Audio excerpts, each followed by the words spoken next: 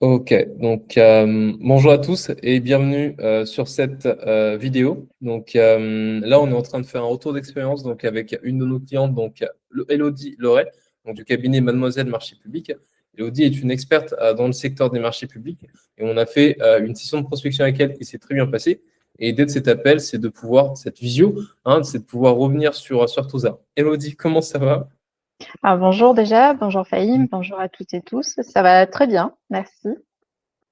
Donc, est-ce que tu peux te présenter, expliquer un peu ce que tu fais aujourd'hui pour les entreprises? Oui, je m'appelle Elodie Laurette, je suis consultante formatrice en marché public et j'ai vraiment une vision à 360 degrés de la matière parce que je forme et j'accompagne les structures privées dans la réponse aux appels d'offres, mais je forme et j'accompagne également les acheteurs publics dans leur procédure de passation. Pourquoi? Parce que moi, je suis juriste en droit public de formation. J'ai travaillé de l'autre côté. J'ai été acheteuse chez un bailleur social. J'ai intégré la fonction publique territoriale par la suite. J'ai terminé sur un poste de directrice des affaires juridiques. Donc actuellement, je suis en disponibilité de la fonction publique territoriale et j'ai créé mon entreprise il y a 3 ans, principalement pour accompagner les entreprises dans la réponse aux appels d'offres. Mais comme j'ai continué à avoir des demandes côté acheteur, je me suis dit, eh bien, je saisis cette opportunité, ce qui me permet vraiment d'avoir une vision complète et d'avoir des retours d'expérience et d'implémenter des deux côtés. Hmm. C'est hyper intéressant. Moi, je vais revenir juste sur un point, juste pour les personnes qui ne seraient pas forcément familiers avec ce genre de sujet. Est-ce que tu peux nous expliquer c'est quoi en fait un appel d'offres et pourquoi est-ce que on en a besoin aujourd'hui? Oui, bien sûr. Alors, les marchés publics, on voit ça d'un œil un peu suspicieux, où on se dit que ça va être compliqué, on comprend pas forcément ce que c'est. Globalement, c'est des achats publics. Une Mhm. entreprise privée, elle peut acheter comme elle veut, elle n'a pas de règles particulières, si ce n'est le respect des règles commerciales. Un acheteur public, ce qu'on va appeler un acheteur public, donc c'est un terme générique qui va regrouper énormément de personnes différentes. Les plus connus, ça va être les mairies, par exemple, ou les intercos. Donc, une mairie, quand elle va vouloir faire un achat, elle ne pourra pas le faire comme une entreprise privée. Comme elle utilise des deniers publics, elle va être soumise au code de la commande publique, donc à des procédures hyper spécifiques pour passer ses achats. Et bien souvent, on limite dans l'imaginaire collectif les marchés publics au BTP, au marché de travaux, alors que pas du tout, c'est hyper large. On a des marchés publics dans tous les domaines. On en a dans des domaines très divers et variés, que ce soit en travaux, fournitures et services. Et à partir du moment où c'est un besoin que peut avoir l'acheteur, il y a matière à avoir des marchés publics. Hmm. C'est hyper intéressant. Bon, moi, comme tu le sais, Elodie, j'ai travaillé avant donc, dans le secteur du marketing et de la communication. Et je voyais que passer un certain niveau, souvent les agences avaient tendance à mettre en place de vraies stratégies pour pouvoir notamment répondre à des appels d'offres et à des marchés publics. Euh, Pourquoi? Est-ce que c'est des contrats ou des marchés ou des deals qui semblent en tout cas être très intéressants pour des TPE, des PME? Alors, c'est très intéressant parce que déjà, ça permet de diversifier ses sources de revenus. Donc, Hmm. à part une partie publique, donc pas mettre tous ses œufs dans le même panier parce que il peut y avoir des beaux montants à la clé également. Et puis, ça permet parfois d'avoir des commandes sur 4 ans si on est sur un accord cadre à bon de commande. Donc, être sûr d'avoir de l'argent qui va rentrer durant ces 4 ans. Et puis, il y a aussi la dimension intérêt général, notoriété avec des beaux projets. Je prends par exemple là, enfin c'est pas forcément communication, communication c'est photographe. On en a eu un à La Réunion pour prendre les photos pour le conservatoire régional. Donc Hmm. on aura toute cette dimension-là derrière. C'est hyper intéressant. Moi, dans notre secteur d'activité, je t'avoue que je me posais la question après les appels. Bon, aujourd'hui, je ne sais pas, je ne pense pas qu'on soit pris sur ça parce que c'est pas l'axe également de développement sur, en tout cas sur la prochaine année. Mais je me demande s'il ne pourrait pas y avoir, enfin, ça, c'est une vraie question que je te pose, s'il ne pourrait pas exister des marchés publics. Bon, je ne sais pas si l'État a besoin d'effectuer des appels de prospection, mais enfin, je ne sais pas, moi, de la téléphonie, de la prise de contact. Est-ce que ce genre de choses existe pour une boîte comme la mienne ou pas forcément? Sur de la téléphonie, de la prise de contact, oui, il peut y en avoir. Après, il n'y a pas que l'État. Ce que je disais, c'est qu'il y a énormément d'acheteurs publics. On en a 130 000 en France et Waouh. c'est pas limité aux personnes morales de droit public, on va dire. On a Mhm. certaines personnes morales de droit privé qui sont soumises au code de la commande publique parce qu'elles Mhm. reçoivent du financement public. Je pense notamment à des associations, à des ASPL, à des SEM. Donc, il faut vraiment aller vérifier, mais pas dire d'entrée de jeu, c'est pas pour moi. Hmm. Et ça fait une très belle transition vers une autre question que je voulais te poser. Euh, c'est quoi aujourd'hui les points de blocage et les difficultés qu'un dirigeant ou que ses équipes peuvent ressentir au moment de répondre, que ce soit en fait des difficultés qui les empêchent de répondre ou des difficultés qui les empêchent de répondre avec efficience et de remporter des marchés? Oui, alors la première difficulté, ça va être de trouver ces appels d'offres parce que il n'y a pas de plateforme nationale à ce jour qui centralise tous les appels d'offres qui sortent en France. Quand je dis France, c'est vraiment France et Dom-Tom, Mhm. contrairement à la Belgique, par exemple. Donc, le premier sujet, ça va être d'aller chercher ces appels d'offres. Et puis, il y a des systèmes de seuil pour la publicité. Donc, actuellement, pour les fournitures et services en dessous de 40 000 euros, l'acheteur n'est pas obligé de publier. Donc, il peut passer en marché sans publicité ni mise en concurrence. C'est un seuil qui va passer à 60 000 euros au 1er avril 2026. Et en matière de travaux et tout ce qui va dire marché innovant, ce seuil, il est à 100 000 euros. Donc, en dessous de 100 000 euros, l'acheteur peut conclure de gré à gré, il peut passer sans publicité ni mise en concurrence. Au-dessus, ça va être publié. Et ça va être aussi après d'aller chercher où est-ce que c'est publié. En fonction du montant, on a des règles de publicité qui sont différentes, donc des supports de publicité qui sont différents, et ce qui fait que c'est vraiment la jungle pour aller trouver ces appels d'offres. Et après, bah, ça va être de télécharger les documents, de tout analyser. Ça peut être quand même assez volumineux, ce qu'on appelle le dossier de consultation des entreprises. Donc, c'est vraiment le dossier où tu vas trouver tous les documents qui vont permettre de répondre. Et puis, il faut organiser sa réponse. C'est tout un dossier administratif, en fait, à monter, en sachant que en parallèle, il faut également voir est-ce qu'il n'y a pas eu des modifications de ce dossier qui interviennent en cours de route? Est-ce qu'il n'y a pas eu des questions-réponses qui sont posées et qui peuvent être pertinentes pour la réponse? Donc, si on répond régulièrement, ça peut être assez fastidieux, on va dire, à gérer au quotidien. Parce que très souvent, ce que j'ai remarqué et ce que les appels de prospection que tu as menés ont confirmé, c'est que c'est très souvent le dirigeant lui-même qui répond, ou alors quelqu'un en interne, mais la fonction réponse aux appels d'offres est une fonction annexe. Ça va être bien souvent les commerciaux qui répondent. Sauf que quand tu as une boîte qui fonctionne bien, tu te retrouves à devoir et gérer, bah, si tu es dirigeant, ton opérationnel, tout l'administratif de ta boîte, et en plus la réponse aux appels d'offres, ou si tu es commercial, gérer et la partie commerciale et la partie appel d'offres, ce qui peut être vraiment très, très, très fastidieux. Et au final, les dirigeants renoncent à répondre à certains appels d'offres alors qu'ils ont clairement les capacités de pouvoir remporter ces appels d'offres. C'est hyper intéressant ce que tu partages parce que je me vois moi-même sur les sujets que tu évoques. Donc, tu vois, quand tu parles de la problématique qui est de trouver les appels d'offres qui seraient pertinents dans notre situation, bah, en fait, c'est la question que je t'ai posée aussi au démarrage, à savoir, est-ce que tu penses que ce qu'on fait pourrait se prêter à des marchés publics? Et j'ai fait l'amalgame de me dire marché public égale État, alors qu'en fait, il y a plein d'acteurs différents et c'est enfin, voilà, il y a plein d'acteurs différents qui peuvent être pertinents. Forcément, pour un dirigeant, un marché public, donc c'est un contrat qui va durer sur 3 4 ans.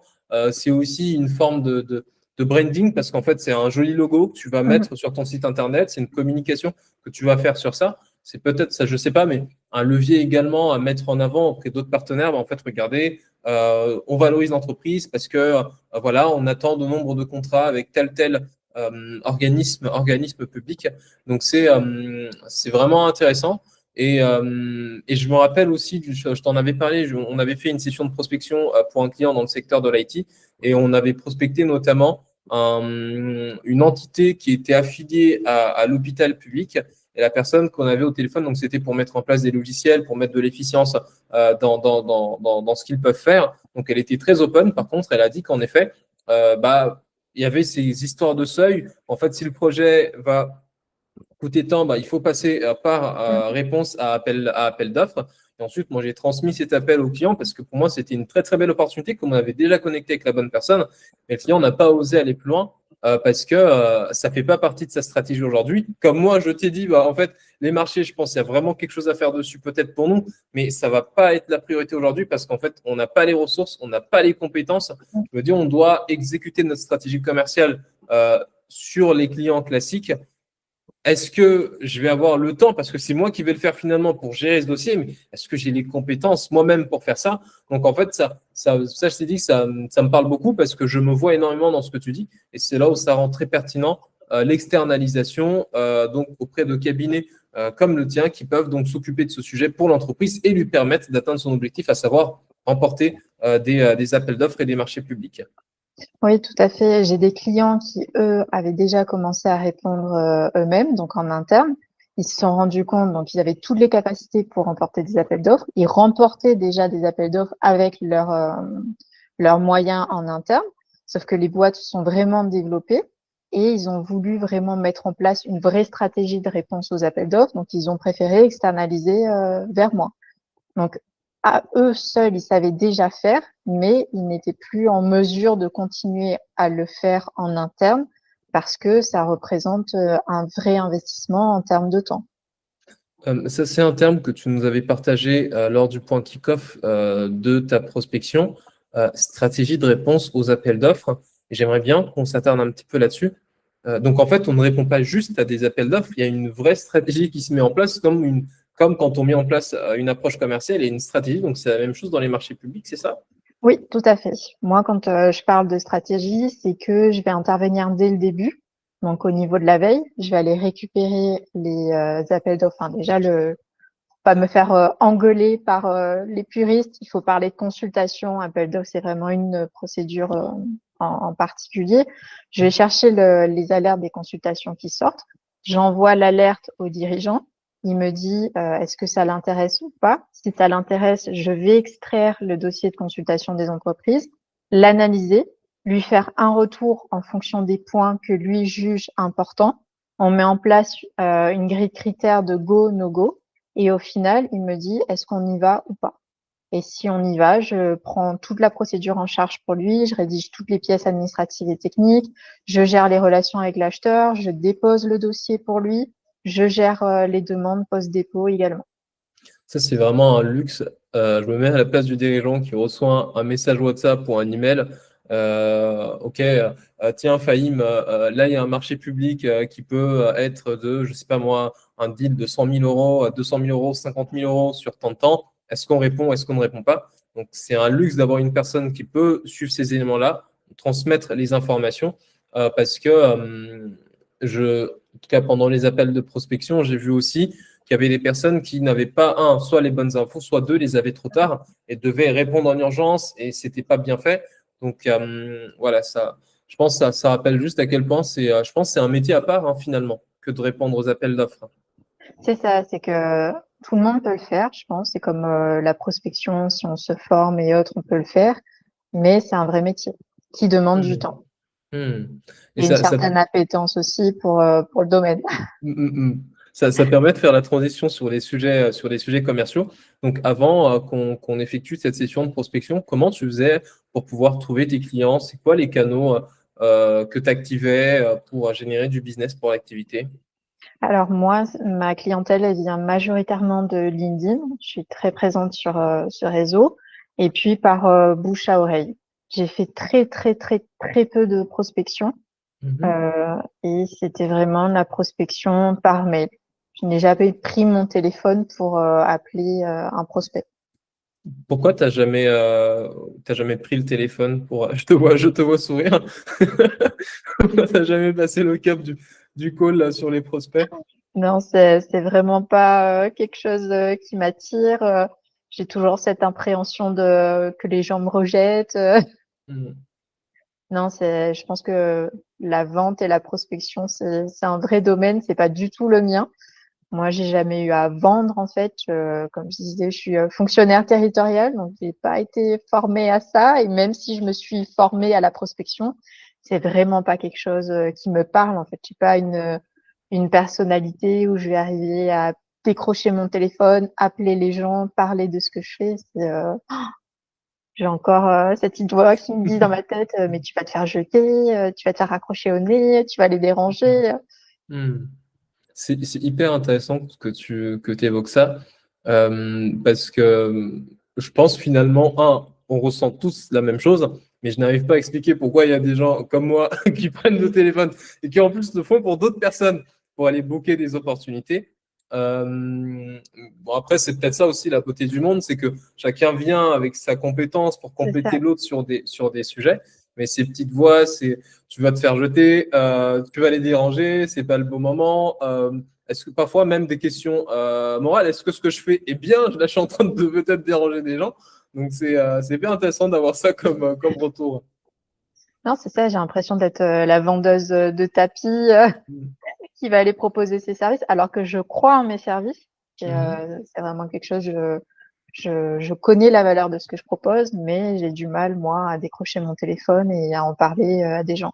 Alors que je me Mhm. dis, un petit mail, ça dérange pas trop, mais au final, c'est absolument pas productif de passer par mail. J'allais justement rebondir sur ça. Ça a été quoi tes retours quand tu as tenté la prospection par email? 0,00. Pas de réponse. Pas de réponse, non. Pas de réponse. Et puis, bah, les gens, au final, ils attendent vraiment du contact parce que je t'en faisais part. Moi, j'avais fait de la prospection par mail, j'avais eu 0 retour. Et samedi dernier, notamment, j'ai croisé une personne que j'avais prospectée par mail. Elle est venue d'elle-même me parler et parce qu'elle est intéressée par mes services. Elle me dit qu'elle me suit depuis un moment et qu'elle voulait me contacter.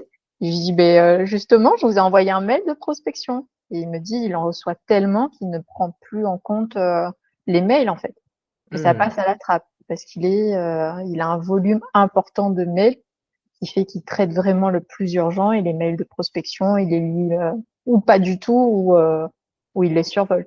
Hmm. Ça, c'est un peu ce que je partage à certains clients, voire à certains prospects, quand ils posent la question pourquoi est-ce que, monsieur Leeds, j'ai voulu faire un positionnement unique sur la partie téléphonique. C'est qu'en fait, aujourd'hui, tout le monde peut lancer des campagnes de prospection par email. Déjà, en fait, tu peux toi-même aller scraper à la main des emails de contact et envoyer les emails. Tu peux bosser avec des outils comme Lemlist et Olaxy pour mettre en place des campagnes automatisées. Il y avait aussi, il y a peut-être 4-5 ans de ça, une barrière à l'entrée parce qu'il fallait être capable de rédiger des messages qui font vendre, en fait, faire du copywriting. Mais ça, ChatGPT et les autres IA ont complètement cassé la barrière à l'entrée.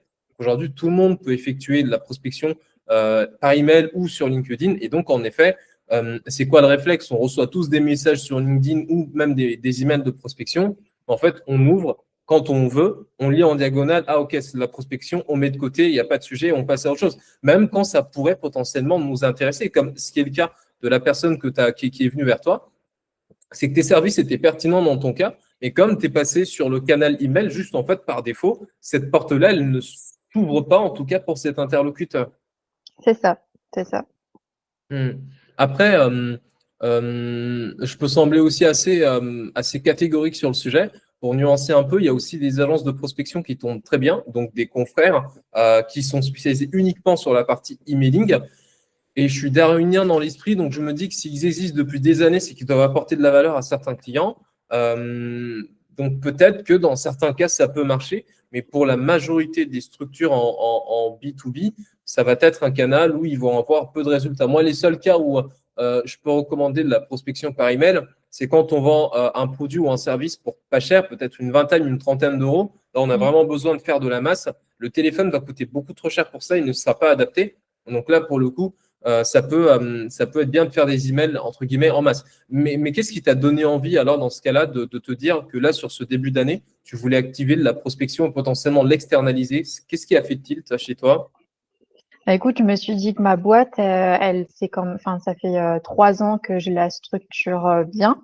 Je Mhm. connais mieux mes produits, je connais la valeur de mes produits, donc c'est peut-être le moment de passer au cap au-dessus, on va dire, et d'aller trouver directement les personnes. Hmm. Parce que tu as dit que ton LinkedIn t'a apporté, et je pense continue à t'apporter des opportunités. Tu fais quoi exactement sur LinkedIn? Je pense que ça aussi, ça peut aider des gens. Alors, moi, sur LinkedIn, je fais des posts. Donc, Mhm. des posts aussi bien sur ma vie d'entrepreneur que sur des, euh, des sujets qui vont intéresser la commande publique ou la réponse aux appels d'offres.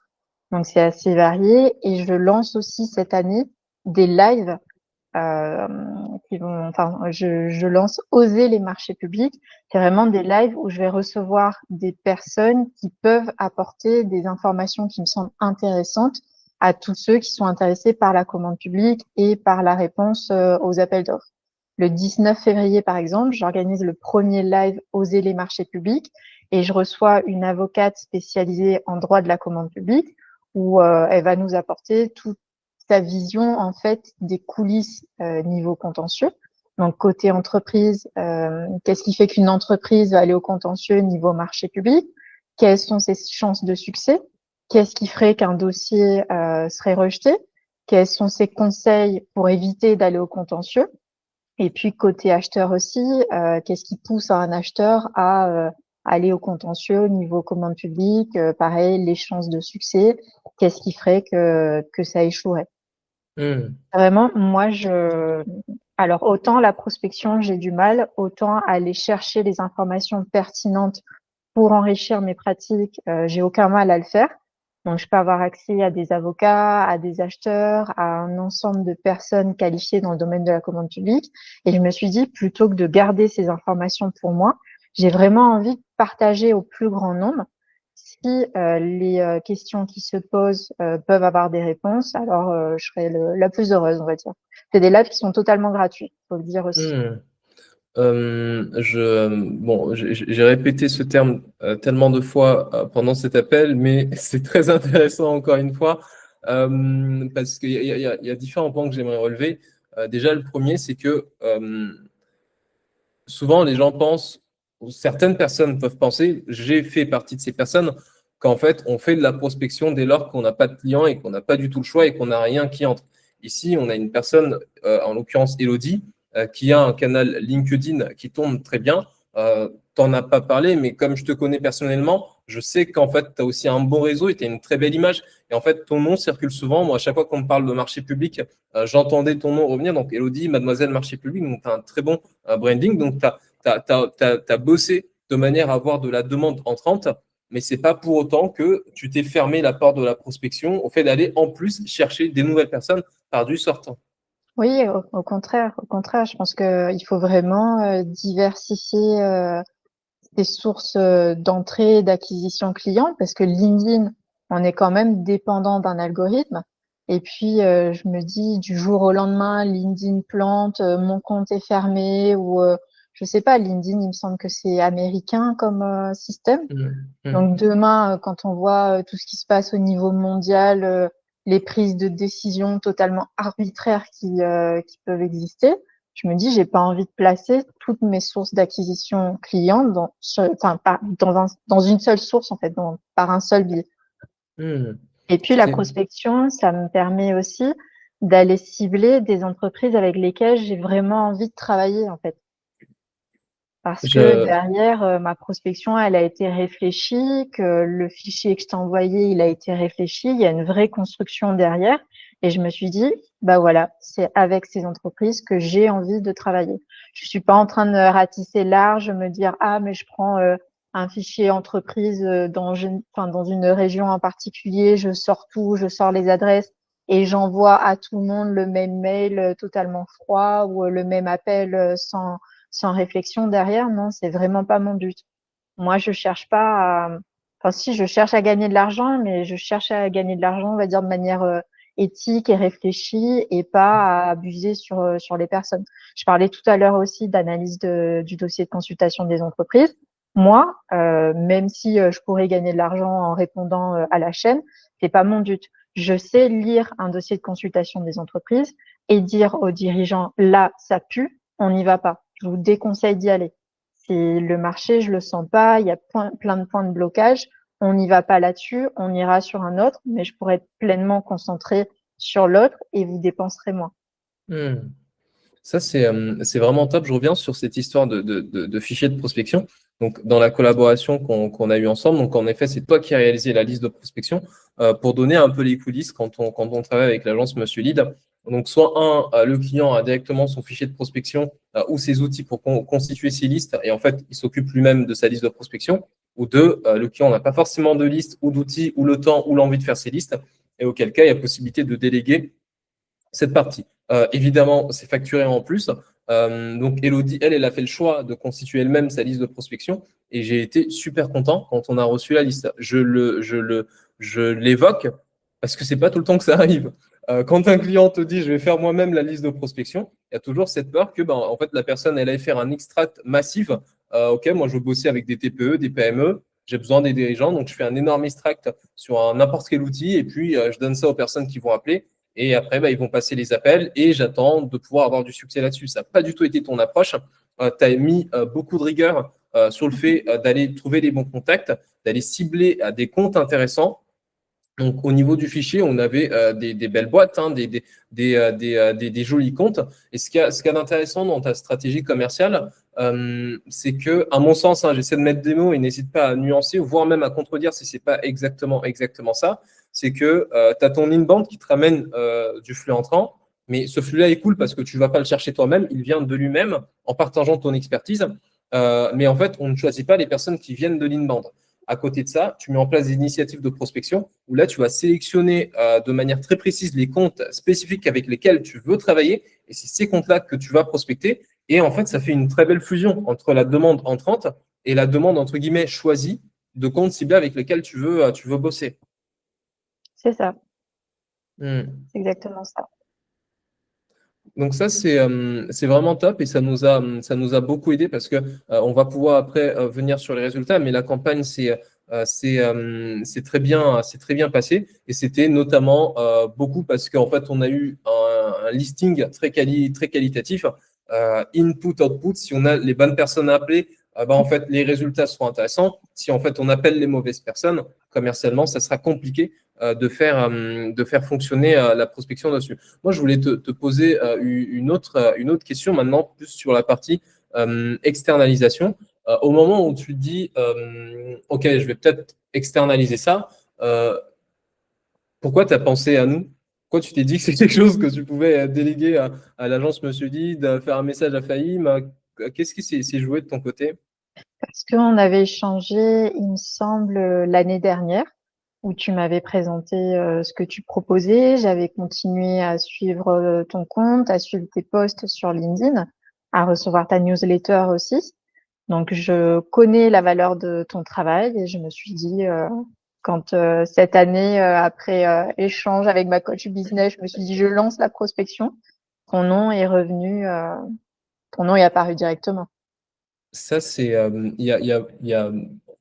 on peut s'arrêter sur ça pendant 30 minutes, je pense, parce que c'est vraiment, vraiment, vraiment intéressant. Pour le coup, quand on fait des appels de prospection, quand on met en place n'importe quelle action marketing, on va avoir des personnes qu'on va rencontrer, des leads qui sont venus sur notre site, des personnes qui nous ont contactés, des personnes avec lesquelles on a pris rendez-vous. Mais la plupart de ces gens-là ne vont pas forcément signer tout de suite parce que ce n'est pas le bon timing pour eux.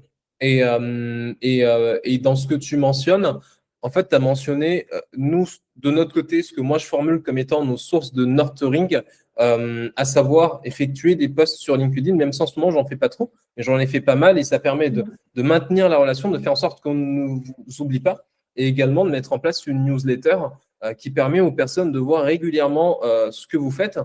Toutes les newsletters ne sont pas forcément lues parce que en fait, les personnes n'ont pas aussi que ça à faire. Parfois, en fait, tu vas lire cet email, parfois, tu vas en lire un autre, parfois, tu vas passer du temps, tu vas rien lire du tout. À un moment, tu vas passer un peu sur LinkedIn, tu le lis, un autre, l'accroche ne te parle pas, en fait, tu skippes. Mais on reste top of mind. On ne se fait pas oublier par rapport à ce qu'on apporte. Et ça, c'est vraiment pertinent, je pense, dans toute approche commerciale. Quand on a souvent la manière dont fonctionnent les entreprises, donc on va leur booker beaucoup de rendez-vous. Ils vont se présenter dans les points, ils vont tenter de closer les leads les plus chauds. Et en fait, ils vont mettre de côté toutes les personnes qui ne sont pas capables d'acheter tout de suite. Sachant que le timing, n'est pas du côté de leur prospecteur. Le timing n'est pas non plus du côté du commercial, donc chez le client qui effectue les appels de vente. Le timing, il est du côté du prospect. Et parfois, ça ne dépend même pas de la personne qui est en rendez-vous. Parfois, ça dépend d'une levée de fonds. Parfois, ça dépend d'un dirigeant. Parfois, ça dépend d'une politique nationale ou internationale. Ça va dépendre des types de boîtes. Et ce qu'on peut faire, par contre, c'est juste faire en sorte qu'on ne soit pas oublié, qu'on reste top of mind. Et ça, c'est vraiment top. Est-ce que toi, aujourd'hui, bon, pour le coup, nous, ce n'est pas un service qu'on propose. Nous, notre métier consiste uniquement à prospecter et à générer les rendez-vous. Mais est-ce qu'aujourd'hui, dans ta stratégie commerciale, bon, il y a déjà LinkedIn, mais est-ce qu'il y a d'autres façons par lesquelles toi, tu fais ce travail de nurturing pour que les gens ne t'oublient pas? Comment tu t'abordes ce sujet? Non, c'est vraiment les posts LinkedIn et après le networking Hum, hum, hum. aussi Ça, bien. Bah, l'avantage, c'est que donc j'ai les réseaux d'affaires à La Réunion, je peux être en présentiel. Je suis mhm, quand même assez active sur les terrains et pas forcément dans l'optique de faire des affaires en fait. C'est vraiment rencontrer des gens, parfois sur des sujets totalement éloignés de l'entrepreneuriat. Mais bah, on rencontre quand même des gens. J'en profite aussi, là, on est passage en métropole pour rencontrer des acteurs des marchés publics. J'y étais, par exemple, en novembre. J'ai pu assister au trophée de la commande publique qui est organisé par Achat Public. Donc, rencontrer tous ceux avec qui j'échange sur LinkedIn, en fait, on va dire les top of mind du domaine. Avec les avocats, pareil, lorsqu'ils viennent à La Réunion, on échange. Et puis, il y a des cafés et des réseaux d'affaires qui sont en visio avec la métropole. hum. Donc, ça va être pareil, les échanges visio, le networking, les posts LinkedIn, C'est quoi ta vision? Instagram, Facebook, mais dans une moindre mesure, on va dire. Ok. C'est quoi ta vision sur le fait, pas sur l'angle de la prospection, mais vraiment, par exemple, sur l'angle de ton réseautage, un réseautage d'affaires, c'est quoi ta vision sur le fait de rencontrer des personnes, entre guillemets, juste pour les rencontrer, sachant, enfin, moi, j'avais entendu dire à l'époque que quand tu fais du networking, il faut jamais y aller avec un esprit intéressé parce que ça fait fuir les gens, mais il y a des personnes qui ne peuvent pas accepter une rencontre tant que ça ne leur génère pas du business dans les 14 prochains jours. C'est quoi ta vision sur ça au niveau de ta pratique? Est-ce que toi, ça t'apporte du business ou pas forcément? Comment tu vois ce sujet-là? Non, ça m'apporte pas forcément de business. C'est vraiment dans l'optique de rencontrer des gens, de faire autre chose, de sortir de chez moi. C'est vrai que moi, je travaille toute seule, de Mhm. chez moi. Donc, ça me fait du bien de sortir, de voir d'autres personnes, d'entendre parler d'autres professions aussi. Je fréquente, là, je me suis inscrite dans un lieu de coworking. Donc, c'est aussi pouvoir échanger simplement entre dirigeants sans faire des affaires, mais échanger sur nos problématiques respectives, travailler ensemble, avoir cet esprit collectif, en fait. Hmm. Moi, je suis pas du tout et la prospection téléphonique et la prospection sur le terrain, c'est pas du tout mon truc. Moi, c'est les relations humaines, en fait, Ok. désintéressées, on va dire. Hmm. Et en parlant de prospection, au moment où tu décides d'externaliser, est-ce que tu avais des craintes, des doutes par rapport à ça au niveau de ton Oui, process de prise de décision? oui, totalement. Je me suis dit, je vais lancer ça, mais personne sera intéressé, ça va les embêter. Et au final, Qu'est-ce qui, pourquoi tu pouvais penser que ça n'allait pas intéresser des potentiels clients pour toi, le fait de faire des actions sortantes? parce que je me disais que, en fait, je j'avais pas vraiment de retour sur des campagnes de prospection dans le domaine. Est-ce que ça fonctionnerait ou pas? Je savais Hmm, pas trop à quoi m'attendre, en fait. ok. Pourtant, t'as quand même validé le devis et on a fait l'appel, le point par visio. Tu me l'as validé, tu m'as donné ton go directement pendant le call. Qu'est-ce qui t'a amené à quand même vouloir lancer ça aussi vite, aussi facilement? Moi, j'ai été surpris même quand tu m'as donné ton go en live, en direct. Qu'est-ce qui s'était passé de ton côté? Parce que déjà, c'était tout un process. J'ai vu que tu avais un process derrière et puis que j'aurais les retours d'expérience, en fait. Donc, Hmm. le but aussi, c'était de me dire, bah voilà, on contacte une soixantaine d'entreprises et on voit ce qui se dit et ce qui bloque pour de futures campagnes de prospection. Est-ce que c'est un terrain à explorer ou pas? Ça, c'est très intelligent parce que souvent, tu vas avoir des dirigeants qui vont juger uniquement la prospection sur l'angle du je vais payer quelqu'un qui va prendre des rendez-vous pour moi, mais il n'y a pas du tout cette logique de se dire, en fait, l'avantage indirect de ces campagnes de prospection, c'est que je vais quand même pouvoir écouter mon marché, savoir c'est quoi la position de mes potentiels clients et ça peut nourrir d'autres stratégies marketing ou d'autres actions. Donc, toi, tu avais déjà directement cette Oui. vision. Oui, oui, totalement. Je me suis dit, cette année, je ne reste plus sur mes a priori. J'y vais. On verra ce que ça donne. Et le système que tu mets en place permet justement d'avoir ces retours d'expérience-là et de pouvoir faire des bilans. Hmm. Moi, de mon côté, j'ai quand même été surpris pendant les appels parce que on a eu pas mal de personnes qui disaient qu'ils avaient reçu des appels de prospection d'autres cabinets qui sont dans le secteur des marchés publics. Donc, ça m'a surpris parce que les gens n'en parlent pas, mais il y a des actions de prospection qui sont effectuées. C'est souvent ce que je dis enfin, quand je produis du contenu, notamment en traitement d'objections, c'est qu'il y a des personnes qui vont se refuser la prospection pour leur entreprise parce qu'en fait, ils l'associent à des pratiques très agressives. On reçoit tous Mhm, des appels c'est ça. nocifs, pas pertinents, qui sont faits à l'étranger et qui nous bloquent, en fait, tout simplement. Et en fait, ils pensent que la prospection, parce que c'est aussi, il faut les comprendre, c'est aussi tout ce qu'ils voient de la prospection. Ils disent, bah, en fait, la prospection, elle est forcément agressive, parasite, mal faite.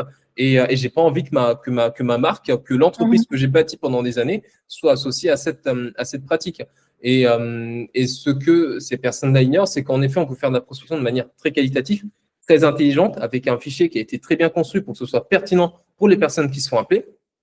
Et dans un deuxième temps, c'est que même quand on se refuse de faire des appels de prospection, bah, on a quand même des concurrents qui opèrent dans l'ombre et qui mhm. effectuent ces actions et qui contactent ces mêmes clients et qui bookent des opportunités. Alors nous, on s'est refusé d'aller générer ces opportunités. C'est ça. Alors, deux points. Déjà, comme tu dis, c'est que d'autres le font. Donc, ce qu'il faut se dire, c'est que si on ne le fait pas, quelqu'un d'autre le fera à notre place. Donc, autant le faire nous. Et de deux, ce qui m'a beaucoup rassurée et que j'ai apprécié avec toi, c'est que j'avais enfin, j'ai validé le speech qui allait être délivré aux prospects. Et tu as recueilli tout un ensemble d'éléments sur qui je suis, sur ma pratique, sur vraiment qu'est-ce que je pouvais apporter aux clients, est-ce qu'on pouvait comparer ou pas à ce que j'avais déjà, est-ce que je pouvais apporter de la preuve sociale. Et ça, je trouve ça très rassurant parce que comme tu le dis, c'est ma marque en fait. Tu vas prospecter au nom de Mademoiselle Marché Public. Et j'ai vu Mmh. dans ton speech que c'était bien construit, que c'était pas de la prospection agressive, en gros, bah voilà, qui allait acheter de suite. C'était comprendre aussi quelles sont les problématiques des prospects en fait, discuter avec eux et pas d'entrée de jeu essayer de leur vendre mes offres. Hmm. C'est très pertinent, surtout quand on vend du conseil ou de l'accompagnement. Donc, moi, j'ai travaillé en tant que consultant en marketing. Donc, mon style de vente, c'est de la vente consultative. Il y a plein de manières différentes de vendre des Mm. produits et des services. Parfois, il y a des personnes qui ont un style de vente qui est très agressif, très rentre-dedans, qui utilisent des frameworks qu'on appelle AIDA, où en fait, on arrive, attention, intérêt, désir, action tout de suite. Mais quand vous vendez de l'expertise, vous ne pouvez pas avoir cette posture. Il faut avoir la posture, la casquette du consultant dès le premier appel de prospection et essayer de comprendre c'est quoi les problèmes, comment ça se passe. Ok, mais vous avez tenté de mettre en place des choses. Et les prospects, ils aiment bien des appels comme ça parce qu'ils Mhm. peuvent, en fait, ils discutent de manière intelligente avec quelqu'un qui comprend leur sujet. Et forcément, ça va être très différent d'un appel que vous recevez. J'ai envie de stigmatiser en disant d'un appel que vous recevez de l'étranger, une personne qui essaie de vous vendre sans vous écouter la nouvelle fibre téléphonique de chez Free ou de je ne sais quel opérateur. Ouais, c'est ça, c'est exactement ça. Je pense que dans l'imaginaire de beaucoup de dirigeants, la prospection, c'est quelque chose d'agressif. On nous appelle pour nous vendre des fenêtres, le dernier truc subventionné mais sorti de je ne sais où. Alors que en passant par toi, c'était pas du tout ça. Hum, Moi, il y a aussi un tips que je partage parce que c'est aussi la manière dont j'aimerais que les choses soient faites. S'il y a quelqu'un qui va prospecter pour ma marque, moi, j'aimerais, contrôler d'abord le pitch en amont pour m'assurer que la personne a bien compris ce que je fais. Et puis, dans un deuxième temps, avoir accès au recording. Retour, feedback, en fait, sur la collaboration, on a eu un problème avec notre outil de téléphonie. Malheureusement, on n'a pas pu fournir à Elodie donc, les enregistrements des appels de prospection. Et à côté de ça, on a pris beaucoup, beaucoup de notes pour essayer de te retranscrire du mieux possible tout ce qui a été dit. Mais moi, quasi systématiquement, je demande, je recommande à ce qu'il y ait des enregistrements d'appels parce qu'en fait, il faut écouter ses clients, il faut écouter la personne qui passe ses appels. Et lors de la prochaine session qu'on fera ensemble, tu accéderas donc à tous les recordings des appels et tu pourras comme ça écouter. Ah ben voilà, lui il a dit ça, ah ça c'est intéressant. Tu pourras même faire des feedbacks au niveau de la personne qui colle. En fait, tu as telle objection technique, on peut la traiter plutôt comme ça, comme ça. Donc tu accompagnes une montée en compétences sur ta prospection commerciale. Puis aussi tu écoutes ton marché et tes clients. Oui, oui, oui, tout à fait. J'aimerais juste avant d'enchaîner sur une autre question, fournir aussi d'autres éléments de contexte sur la raison pour laquelle, parce que quand tu parles des emails, c'est zéro retour. Et quand ici on parle de ton expérience avec nous sur la partie call, ça s'est très bien passé. Ce qui pourrait expliquer ça simplement, c'est le fait que quand on passe un appel de prospection, on a une vraie conversation. Sur toutes les personnes qu'on a eues au téléphone, toutes n'ont pas dit oui. Mais en fait, quand quelqu'un vous dit non au téléphone, elle vous dit pourquoi est-ce que ce n'est pas le bon sujet pour elle actuellement. En fait, ce n'est pas le bon sujet parce qu'on est déjà staffé en interne, parce qu'on vient de faire un recrutement sur ça, ou bien parce que là, moi, je m'en occupe, je vais partir à la retraite. Ça, c'était une vraie conversation avec un vrai prospect. Je vais partir à la retraite bientôt, mais on a 2 nouvelles personnes qu'on est en train de former et ça permet de rebondir. OK, en fait, je comprends. Donc, il y a déjà une transition qui a été amorcée. Et je pense que ça peut quand même être intéressant de rencontrer Elodie parce que s'il y a besoin à un moment donné d'arriver en renfort sur certains dossiers qui peuvent être plus techniques, en fait, vous savez qu'elle peut, que vous pouvez compter sur elle, ou même s'il faut venir à un moment fournir des petites briques de formation sur des sujets très précis, en fait, Elodie peut intervenir également. Mais ça, on ne peut pas le dire sur un email parce que la personne, quand elle n'est pas intéressée, elle ne nous répond pas tout simplement. Oui, oui, oui, tout à fait. Ou sinon, c'est des boîtes qui sont en restructuration. Donc là, à l'instant T, l'objectif, c'est la restructuration, mais demain, elle pourrait avoir ce besoin-là. Donc, garder le contact sous le coude, en fait. Ok. Et niveau résultat, donc combien de rendez-vous est-ce qu'on a pris pour toi sur cette session? 12. 12 rendez-vous. 12 sur, il me semble, 60 entreprises contactées. 60 entreprises sur la liste que tu as Oui. fournie, et puis sans numérotation, sans appel, 12 rendez-vous. On en parlait en off avant le début de la visio. Moi, je ne m'attendais pas à ce qu'on prenne autant de rendez-vous, parce que pour donner des feedbacks, les statistiques, quand on effectue des appels à froid, c'est qu'on s'attend à prendre entre 1, 2, 3, 4 rendez-vous sur la session. Et quand on commence une nouvelle prospection, il y a une phase un peu de découverte où je me dis, bon, si je sors de là avec un rendez-vous ou 2 rendez-vous, j'aurais été content du rendement de cette première session. Et en fait, on est sorti de là avec 12 rendez-vous. Pour également faire de la nuance, ces 12 rendez-vous ne sont pas dus uniquement à notre travail. Il y a déjà ton travail à toi, Elodie, parce que, en fait, tu as pris un super positionnement. Tu t'es attaqué à un vrai pain point sur un marché où tu apportes une vraie solution, tu es crédible dans ce que tu vas amener. Et quand tu prospectes ou tu fais une action commerciale ou marketing pour une entreprise dans cette situation, en fait, la qualité des résultats, elle va être très différente. À contrario, si tu travailles avec une entreprise qui s'attaque à un marché très concurrentiel sur lequel il arrive avec zéro point de différenciation, ça va être compliqué d'aller lui prendre des résultats. Il y a également la qualité de la liste de prospection que tu as fournie. Ça aussi, ça aide beaucoup. Donc, c'est bien de nuancer. Moi, c'est clairement des résultats exceptionnels dans le premier sens du terme, mais également dans le fait que ça n'arrive pas tout le temps. C'est donc une exception. Et en fait, c'est une convergence de facteurs marché, de rigueur dans le travail. Et puis aussi, donc à la fin, donc nous, au niveau des appels de prospection sur des styles consultatifs, et en fait, c'est un travail d'équipe, hein, tout simplement. Donc, bravo à toi, à nous, pour tout ça. C'est ça, bravo à nous. Et là, c'est quoi comment tu vois la suite là sur la partie commerciale? Donc, on fait ce point là, on est en janvier 2026. Comment tu vois la suite là, sur l'année? Déjà, avoir ces 12 rendez-vous, voir ce qu'il en ressort.